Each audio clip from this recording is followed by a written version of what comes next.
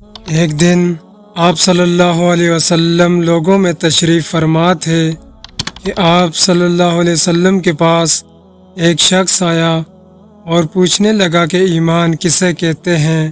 آپ صلی اللہ علیہ وسلم نے فرمایا کہ ایمان یہ ہے کہ تم اللہ پاک کے وجود اور اس کی وحدانیت پر ایمان لاؤ اور اس کے فرشتوں کے وجود پر اور اس اللہ کی ملاقات کے برحق ہونے پر اور اس کے رسولوں کے برحق ہونے پر اور مرنے کے بعد دوبارہ اٹھنے پر ایمان لاؤ۔ پھر اس نے پوچھا کہ اسلام کیا ہے؟ آپ صلی اللہ علیہ وسلم نے پھر جواب دیا کہ اسلام یہ ہے کہ تم خالص اللہ کی عبادت کرو اور اس کے ساتھ کسی کو شریک نہ بناؤ، اور نماز قائم کرو اور زکوٰۃ فرض ادا کرو اور رمضان کے روزے رکھو۔ پھر اس نے احسان کے متعلق پوچھا۔ آپ صلی اللہ علیہ وسلم نے فرمایا، احسان یہ کہ تم اللہ کی عبادت اس طرح کرو گویا تم اسے دیکھ رہے ہو۔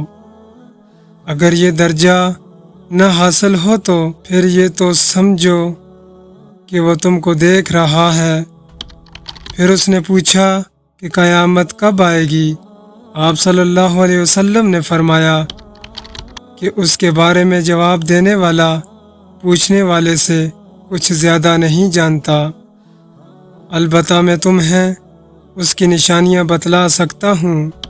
جب لونڈی اپنے آقا کو جنے گی اور جب سیاہ اونٹوں کے چرانے والے دیہاتی لوگ ترقی کرتے مکانات کی تعمیر میں ایک دوسرے سے بازی لے جانے کی کوشش کریں گے، یاد رکھو قیامت کا علم ان 5 چیزوں میں ہے جن کو اللہ کے سوا کوئی نہیں جانتا۔ پھر آپ صلی اللہ علیہ وسلم نے یہ آیت پڑھی کہ اللہ ہی کو قیامت کا علم ہے کہ وہ کب ہوگی، آخر آیت تک۔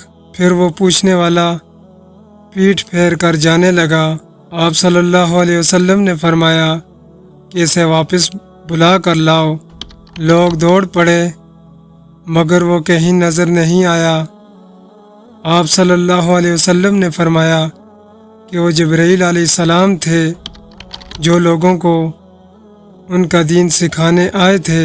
امام ابو عبداللہ بخاری فرماتے ہیں کہ حضور صلی اللہ علیہ وسلم نے ان تمام باتوں کو ایمان ہی قرار دیا ہے۔